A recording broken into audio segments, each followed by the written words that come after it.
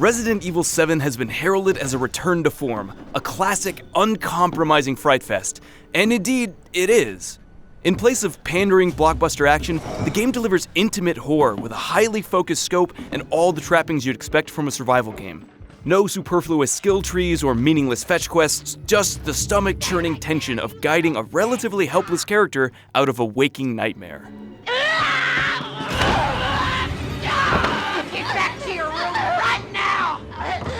Every time you start to feel powerful enough to kick some ass, the game finds a way to pull the rug out from under you. And while the setting and characters have no obvious connections to any previous Resident Evil games, the series' DNA can be felt in everything from the puzzles and keys to the subtle psychological tricks used to cultivate dread. Do I have your attention, boy? You're about to see something wonderful. Whoa. But RE7 clearly takes cues from modern horror games as well, most notably by opting for a first-person perspective. Outlast fans may recognize a lot of structural similarities in large portions of the campaign, which, outside of some optional backtracking to collect items, follows a linear and highly scripted series of events. Annoyingly, that sometimes means wasting ammo on enemies who are not supposed to die until later fights, but at least those moments reinforce the tense, oppressive atmosphere that persists from start to finish. The experience does start to drag a bit by the end, though, as you end up performing similar tasks throughout the game. But make no mistake, there are memorable moments, and when they hit hard. Despite its clarity of vision and prudent restraint in its pursuit of that vision, RE7 still takes a few bold chances to refresh the campaign and renew the horror as you progress.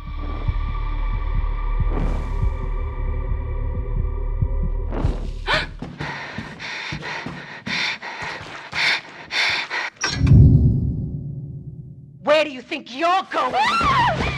Some of these chances stem from its story, which follows average guy Ethan Winters into a dilapidated manor deep in the Louisiana bayou. Though Ethan's searching for his missing wife, the narrative never devolves into trite damsel in distress cliches. Overall, the narrative delivers. The twists are generally predictable, but it's exciting to see them unfold, and the game never lingers on a reveal for too long. The setting helps as well. Every moldy floorboard, every flickering light, every oozing entrail feels unbearably real. The textures, details, and sounds are, without exception, utterly gross in the best way. And impressively, RE7 relies far more on its atmosphere than cheap jump scares.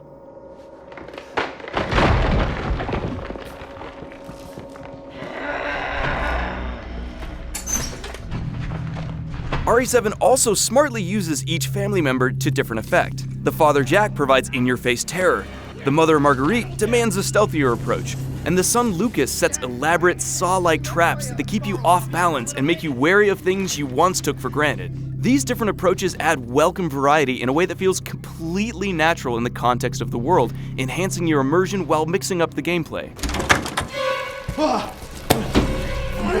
Heck of a thing, ain't it? Sure shit beats the hell out of dying. Outside of the family, collectible VHS tapes add even more variety.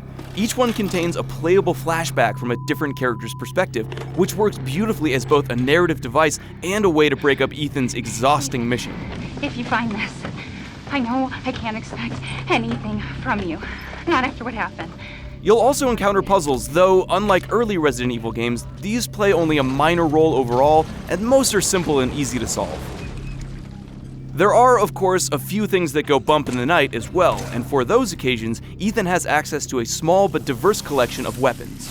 The game contains more guns than I expected, but I never felt superpowered. Not even close. Even the final chapter mainly relies on horror and tension. By and large, RE7 keeps it simple, prioritizing tone over action.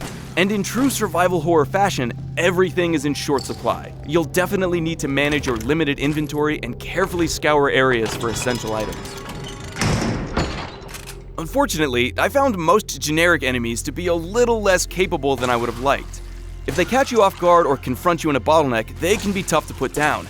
But I could frequently see them coming, and they're neither fast nor smart enough to catch you when you simply run the other direction. Knowing when to run away is arguably part of any horror game, but I still would have preferred something more threatening, especially since I was playing on the highest difficulty available out of the box. Boss fights were also a bit of a mix. One thrilling battle recaptures the classic Resident Evil boss design by throwing you in a creepy, intricate arena, but another more action-oriented fight forced me to win in a specific way that wasn't immediately clear. Thankfully, the game's generally pretty generous when you die, respawning you nearby with all your ammo and healing items intact.